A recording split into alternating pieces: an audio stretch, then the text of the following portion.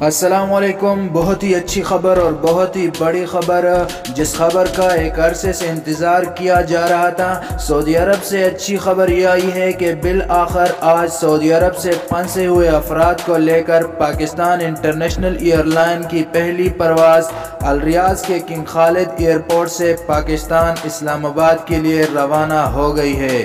Pakistan international air line کے اس پرواز میں 250 مسافر سوار ہوئے اور سعودی عرب میں پاکستانی سفیر راجہ اعجاز نے الریاض کے کنگ خالد ایئرپورٹ سے مسافروں کو رخصت کیا۔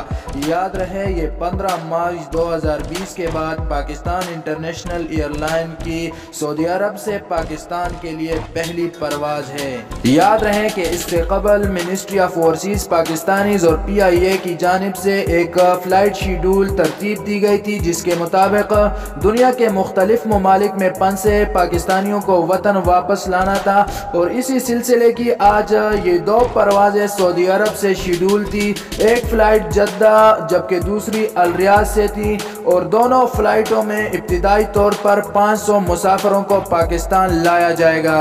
اس سے قبل وزیر اعظم کے معاون خصوصی برائے اوورسیز پاکستانیز سید زلفی بخاری نے کہا تھا کہ سعودی عرب سے پہلی فرصت میں 6000 مسافر لائیں گے اور ہر ہفتے 2 سے 3 فلائٹیں چلائی جائیں گی۔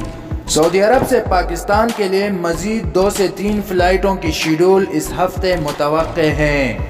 دوستو، یہ تھی اب تک کی تازہ ترین اپڈیٹس۔ مزید سعودی عرب سے مصدقہ معلومات اور خبروں کے لیے اس چینل کو سبسکرائب کر کے بیل آئیکن کو دبائیں تاکہ ہر نئی آنے والی ویڈیو کی اپڈیٹ آپ تک پہنچتی رہے۔